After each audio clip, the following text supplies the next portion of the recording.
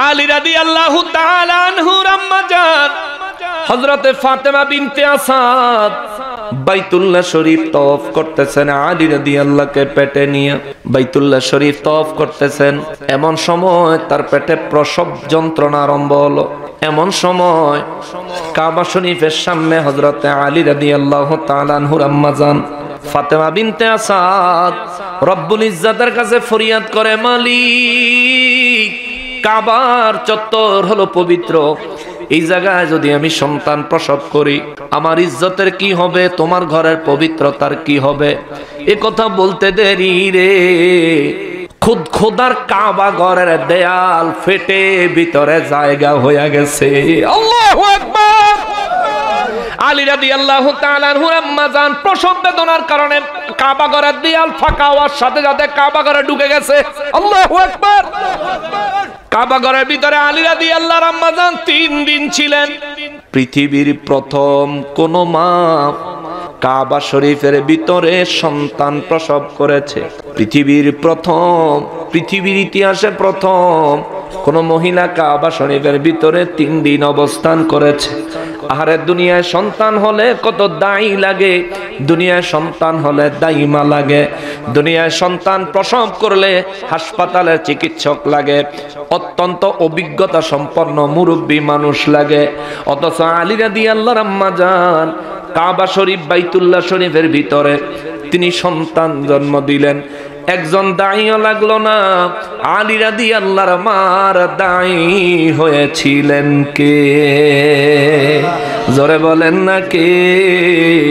সন্তান হইলে সন্তানের নারী কাটা লাগে, মায়ের গর্ভের ফুল বের হলে ফুল কেটে ফেলে দিতে হয় না, ফুলের আগে নাভির মাঝখানে একটা অংশ থাকে, এটা কেটে ফেলে দিতে হয়। মায়ের গর্ভের ফুল আবার মায়ের গর্ভে কি যেন করে আমি ঠিক জানি না, তবে একটা ফুল নাকি বের হয়, এটা মায়ের কলিজাতে পেঁচ লাগলে মারা যায় মায়ের গর্ভে ঢুকে গেলে। এটা চিকিৎসক যারা কিংবা দাইমা যারা তারা ভালো বলতে পারবে। তবে আমি শুধু এই কথাটা বলি, সন্তান প্রসব হলে রক্তক্ষরণ হয় কি হয় না? কথা কয় না, রক্তক্ষরণ হয়।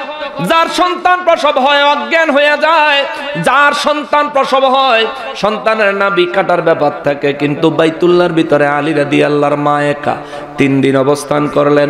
আলী রাদিয়াল্লাহু জন্মগ্রহণ করলেন, নাভি কাটলো কে? খবর নাই।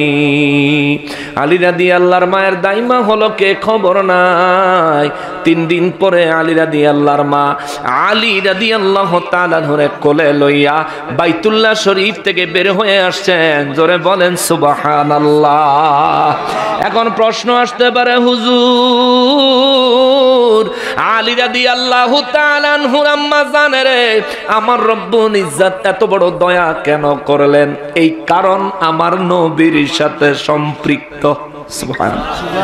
আমার নবীর বয়স তখন 30 বছর, দুনিয়ার হায়াতের বয়স। আলী রাদিয়াল্লাহু জন্মগ্রহণ করছেন 599 খ্রিস্টাব্দ অথবা 600 খ্রিস্টাব্দ অথবা 601 খ্রিস্টাব্দ, মতান্তরে 3টা মত আছে। তার মধ্যে 600 খ্রিস্টাব্দে জন্মগ্রহণ করেছেন, এটা মশহুর, এটা মশহুর। আর আমার নবীজি দুনিয়াতে মিলাদ হয়েছে 570 খ্রিস্টাব্দে। তার মানে নবীজি এবং আলী রাদিয়াল্লাহু তাআলা আনহুর বয়সের তফাৎ হলো 30 বছর। এই 30 বছরের ভিতরে 6 বছরের কালে নবীজির মা মারা গেছেন, একেবারে মা হারা বাপ হারা পুরোপুরি এতিম নবী 6 বছর বয়স থেকে। তখন থেকে আলী রাদিয়াল্লাহর বাপে আলী রাদিয়াল্লাহর মায়ে আমার নবীকে ভালোবাসতেন, মহব্বত করতেন, মহব্বত করতেন, মহব্বত করতেন। আমার নবীকে ভালোবাসার কারণে আলী রাদিয়াল্লাহর মতো সন্তান তার মায়ের গর্ভে আল্লাহ দিয়েছে। কাবার মতো জায়গা, প্রসবের জায়গা, হাসপাতাল আমার আল্লাহ বানাইছে। জোরে বলেন আল্লাহু আকবার। এটা আমার নবীর সাথে সম্পৃক্ততা থাকার কারণে। বুঝবেন যে আলী রাদিয়াল্লাহু কাবা শরীফে জন্মগ্রহণ করলেন, তার নাম আমার নবী নিজে রাখছেন আলী, আল্লাহর বন্ধু। জোরে কোন সুবহানাল্লাহ। কারণ কাবা ঘরে জন্মাইছে, যেহেতু আল্লাহর ঘরে জন্মানোর জন্য আল্লাহ ব্যবস্থা করে দিয়েছে, জন্য নবী তার নাম রাখছেন আলী। এবং এই ছোটবেলার থেকে নবীজির একেবারে কাছাকাছি আলী রাদিয়াল্লাহু তাআলা আনহু বড় হয়েছেন। 10 বছর বয়স যখন হয়েছে, আলী রাদিয়াল্লাহু তাআলা আনহু একদিন ছায়া দেখে আমার নবী বয়স তখন 40, আলী রাদিয়াল্লাহর বয়স যখন 10, নবীর বয়স তখন 40। তো তখন নবীজির এবং হযরত আম্মা জান খাদিজাতুল কুবরা রাদিয়াল্লাহু তাআলা আনহার বিয়ে হইছে। বিয়ে হওয়ার পরে নবীজি এবং আম্মা জান খাদিজাতুল কুবরা রাদিয়াল্লাহু তাআলা আনহা একসাথে নামাজ আদায় করছেন। আলী রাদিয়াল্লাহু এটা দিক কালাইছে, সুবহানাল্লাহ। তখন গোপনে গোপনে ইসলাম পালন করেন নবীজি। আম্মা জান খাদিজা রাদিয়াল্লাহু তাআলা আনহারা নিয়ে নামাজ আদায় করছেন। আলী রাদিয়াল্লাহু তাআলা আনহু দেখে ফেলাইছেন। তখন তিনি নবীকে ভালোবাসতেন প্রচুর, শ্রদ্ধা করতেন প্রচুর।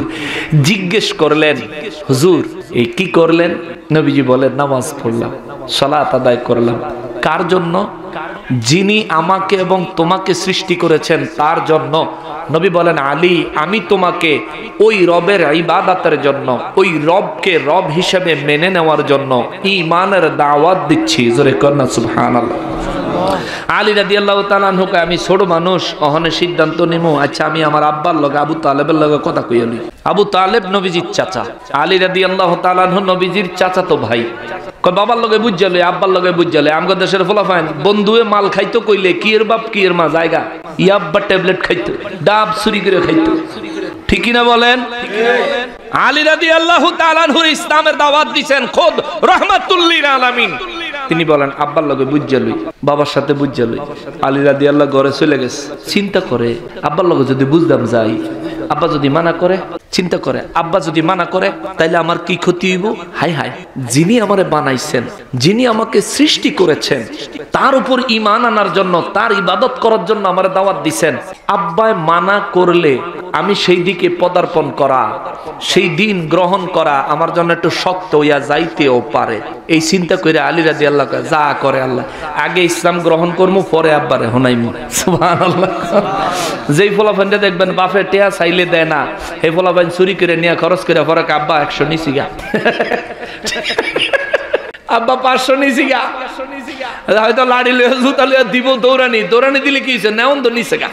আলী রাদিয়াল্লাহু তাআলা আনহু চিন্তা করে বাবা যদি মানাও করে যেন কাম না হয়। নবী রাহমাতুল লিল আলামিনের কাছে যায় 10 বছর বয়সে ইসলাম কবুল করেছেন। সুবহানাল্লাহ। আলী কাররামাল্লাহু ওয়াজহাহু একদিন নামাজে দাঁড়াইছেন, নামাজ পড়তে। নামাজে দাঁড়ানোর পর তিনি অত্যন্ত একাগ্র চিত্তে নামাজ পড়তেছেন। একটা ফকির আইসা আলী রাদিয়াল্লাহু নামাজের ভিতরে ভিক্ষা চাইতেছে। আমরা যদি নামাজে দাঁড়াই, ফকির যদি এর ভিতরে জ্ঞানের জ্ঞানের কইরা ভিক্ষা চায়, নামাজ থুইয়া কতক্ষণ কই নাই আলমু, ঠিক না? বেদব বেদবটা আমার কাছে জমা দিয়ে রাখছো তুমি, নামাজ পড়তে পারি না, নামাজ পড়তে পারি সেটা যাইতাম। কিন্তু মাওলা আলী কাররামাল্লাহু ওয়াজহাহু তিনি নামাজে দাঁড়িয়েছেন। ফকির পিছন থেকে বারবার আলী রাদিয়াল্লাহু তাআলা আনহুর কাছে ভিক্ষা চাইতাছে। নামাজে একাগ্র চিত্ততা যতই থাকুক না কেন, বারবার কেউ যখন উদ্দেশ্য করে ডাকে, কিছু চায়, কিছু বলে, মনোযোগ এদিকে যায় না। আলী রাদিয়াল্লাহু যার পায়ের থেকে তীর খুলে ফেললে টের পায় না, সেদিন কেন যেন আলী রাদিয়াল্লাহর খেয়াল ওই ফকিরের দিকে চলে গেছে। এর ভিতরে আলী রাদিয়াল্লাহু নামাজে রুকুতে গেছেন, ফকিরের ভিতরে নিচে দিয়ে হাত বাড়াইয়া দিছে। সুবহানাল্লাহ কন্যা। আলী রাদিয়াল্লাহু নামাজে রুকুত গেছে, ফকিরা এর ভিতরে হাত বাড়াইয়া দিছে। ফকিরা নামাজ বুঝতো না, বেদিন ছিল। সে মনে বুঝে আলীর কাছে ভিক্ষা চাইছি, আলী ভিক্ষা দেওয়ানোর ডরে সোজা দাঁড়ায় রইছে, ভিক্ষা দেওয়ানোর ডরে বুঝি সোজা দাঁড়ায় রইছে। কয়েকবার চাওয়ার পরে আলী রাদিয়াল্লাহু নামাজের সূরা ফাতিহা এবং কিরাত শেষ করে যখন রুকুতে গেছেন, ফকিরা মনে করছে কয় আলী বুঝি নিজের মুখ লুকাইতাছে, এর লেগে নিচে দিয়া গিয়া হাত দিয়া কয় আলী আমারে কিছু দে। হায় হায় হায় হায় হায় হায়। আলী রাদিয়াল্লাহু তাআলা আনহু বলেন, তিনি নামাজের রুকুর ভিতরে থাইকা আলী রাদিয়াল্লাহর হাতের মধ্যে একটা আংটি ছিল। সুবহানাল্লাহ। আলী রাদিয়াল্লাহর ওই আংটিটা রুকুর মধ্যে থাইকা আঙ্গুল দিয়া ধাক্কা দিয়া ফকিরের হাতে ফালাইয়া দিছেন। নামাজ ছাড়ে নাই। জোরে বলেন আল্লাহু আকবার। নামাজের ভিতরে আলী রাদিয়াল্লাহু হাতের আংটি ফকিরকে দান করে দেওয়ার কারণে আমার আল্লাহ আলী রাদিয়াল্লাহর পক্ষ থেকে এই টাকা যাকাত হিসেবে কবুল করেছে। এই জন্য আমার আল্লাহ আগের আয়াতে কয় ইউহিব্বুহুম ওয়া ইউহিব্বুনা, আওয়াজ করে বলেন আল্লাহু আকবার। আল্লাহ কয় আমি তাদেরকে ভালোবাসি, তারা আমাকে ভালোবাসে, আমি তাদেরকে ভালোবাসবো, তারাও আমাকে ভালোবাসবে। আমরা যদি নামাজের ভিতরে কেউ কিছু দেই, আমাদের সমাজের ইমাম সাহেব হইলে কইবো হায় হায় করছেন কি, আবার নামাজ পড়েন, ঠিক না?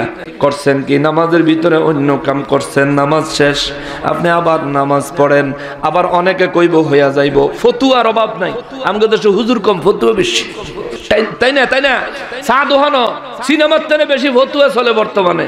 রিক্সার ভিতরে, অটোর ভিতরে মানুষ সিনেমার চাইতে বেশিরভাগ ফতুয়া চালায়। কিছু বেয়াদব আছে দেখবেন, গুরব আর নবী বিদ্বেষী, অলি বিদ্বেষী কথাবার্তা বলে বেড়াইব। কোথায়? রিক্সাওয়ালা, সিএনজিওয়ালা, এরপরে দিয়া চা স্টলে, এই ধরনের সাধারণ মানুষগুলো যারা একটা প্রশ্ন করলে ইসলামিক দৃষ্টিকোণ থেকে যথোপযুক্ত উত্তর দিতে পারতো না, হেরারে গিয়া উল্টাপাল্টা প্রশ্ন কইরা মানুষের ঈমান আকীদা নষ্ট করে, এমন বেয়াদব সমাজে আছে না নাই? এমন বেয়াদব সমাজে আছে। রব্বুল আলামিনের হাবিব রাহমাতুল লিল আলামিনের আল্লাহ জানায়, নবী গো, আমার আলী যে কাজ করেছে আমি আল্লাহ তার উপর খুশি হয়েছি। আল্লাহ কোরআনে আয়াত লাগায়া দিছে, আল্লাহু আকবার। ফকিরের নামাজের ভিতরে আংটিটা বের করে দিয়েছেন। এই জন্য বাবা আমাদের দেশে আংটি পড়লে অনেকে কয় এটা বলে শিরক। কি এক আজব ব্যাপার, আল্লাহ কি আংটি ফিনদে? কত কয় আল্লাহ কি আংটি ফিনদে? তাহলে এটা শিরক হইছে কেমনে? আংটি যে হাতে দেয়, আঙ্গুলের মধ্যে পড়ে, সে কি এটারে রব মনে করে? এটা তার কোনো উপকার করতে পারে, ক্ষতি করতে পারে? আল্লাহর সাহায্য ছাড়া এই ধরনের কোন আকীদা বিশ্বাস কি কোনো মানুষ অন্তরে রাখে? তাহলে এটা শিরক হইব কেন? এই জন্য ব্যাককল করে কইছে একটা কাঠের চশমা খোল। কাঠের চশমা সহ দিলে কিয়ামত পর্যন্ত দুনিয়া আন্ধারই থাকবো, কোনোদিন সূর্যের আলো দেখতি না। কাঠের চশমা খোল বেড়া।